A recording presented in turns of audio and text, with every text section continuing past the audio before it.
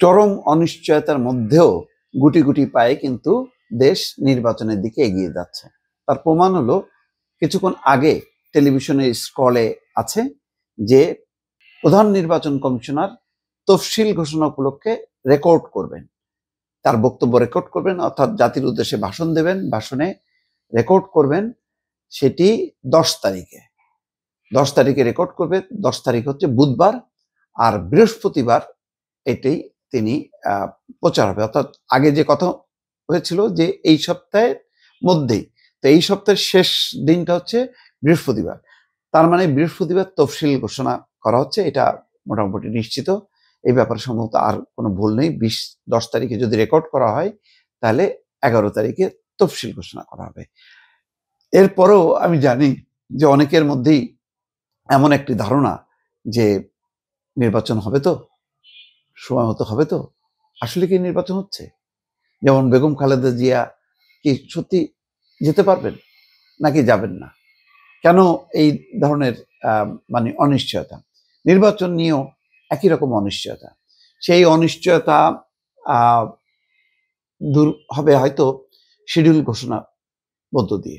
আমি অনেক আগেই বলেছিলাম যে ডিসেম্বরের ফার্স্ট উইকে, যেটা প্রধান নির্বাচন কমিশনার বলেছিলেন আগে বা নির্বাচন কমিশন থেকে, ডিসেম্বরের ফার্স্ট উইকে যদি তফসিলটা ঘোষণা হতো তাহলে অনিশ্চয়তাটা আরো দূর হতো। যতক্ষণ না পর্যন্ত নির্বাচনের সুনির্দিষ্ট তারিখ ঘোষণা না করা হবে ততক্ষণ পর্যন্ত এই অনিশ্চয়তা চলতে থাকবে। নির্বাচনের তারিখ ঘোষণার পরেও কিন্তু অনিশ্চয়তা চলবে, কারণ একটা প্রতিকূল পরিস্থিতিতে অনেকগুলো রাজনৈতিক দল শক্তি তারা আসলে এখনো হিসাব মিলাতে পারছে না।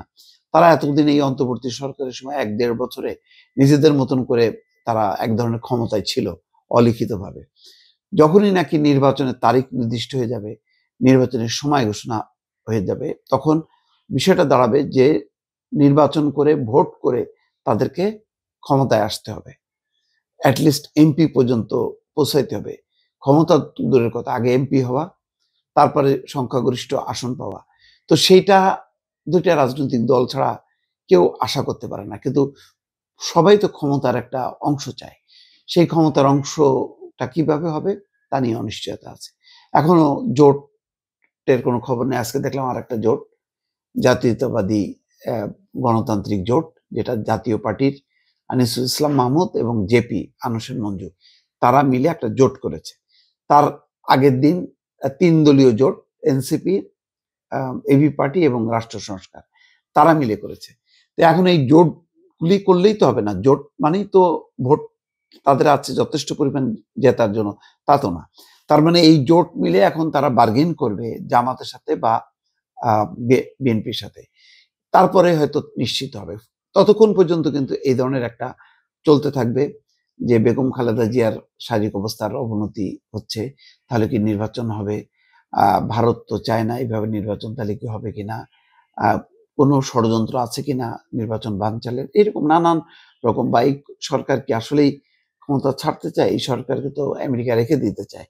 তাহলে মানে কিভাবে নির্বাচন হবে? এইরকম নানা রকম কিন্তু চলছে। দোলা চাললে মানে নির্বাচনটা দুলছে। এখন দুলতে দুলতে এই যে দেখেন আজকে ক্ষণগণনা, আজকে 8 তারিখ, কালকে হচ্ছে 9 তারিখ। 10 তারিখে যখন নাকি ডিক্লেয়ার হবে তখন আপনি মনে করেন এই যে অনিশ্চিত যে যাত্রাটা, সেই যাত্রাটা কিছুটা নিশ্চিত হবে।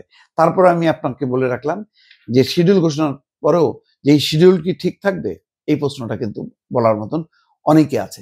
এবং একেবারে যারা অনিশ্চিত মানে সময়টা দেখছে যে নির্বাচনের একটা অনিশ্চিত, তাদের পেছনে কিন্তু যথেষ্ট যুক্তি আছে এবং এই যুক্তিগুলি কিন্তু আপনি ফেলে দিতে পারবেন না। কিন্তু পরিস্থিতি এমন, বাংলাদেশের এখন অস্তিত্ব নির্ভর করছে যে নির্বাচন হবে কি হবে না। নির্বাচন হইলে আপনি বাঁচলেন এবং নতুন চ্যালেঞ্জ, নির্বাচনের পরেও কিন্তু সংকটটা থেকে গেল। আজকে দেখেন যে জরিপ, কর্মসংস্থান নাই, মানুষের পেটে ভাত নেই, দুর্নীতি আকাশচুম্বী, এই অবস্থা কিন্তু আওয়ামী লীগ আমলেও ছিল, এখন আরো সেই ধারাবাহিকতাটা চলছে। তার মানে অর্থনৈতিক ধস বা ক্ষত যেটা তৈরি হয়েছিল আওয়ামী লীগ আমলের শেষ দিকে, সেই ক্ষত থেকে কাটায় উঠতে পারেনি। কারণ দুর্নীতিও কমেনি, দ্রব্যমূল্য মানে যে নিয়ন্ত্রণ সেটাও হয়নি। অন্যদিকে কর্মসংস্থান, বেকারত্ব ভয়ঙ্কর আহ, রূপ নিয়েছে।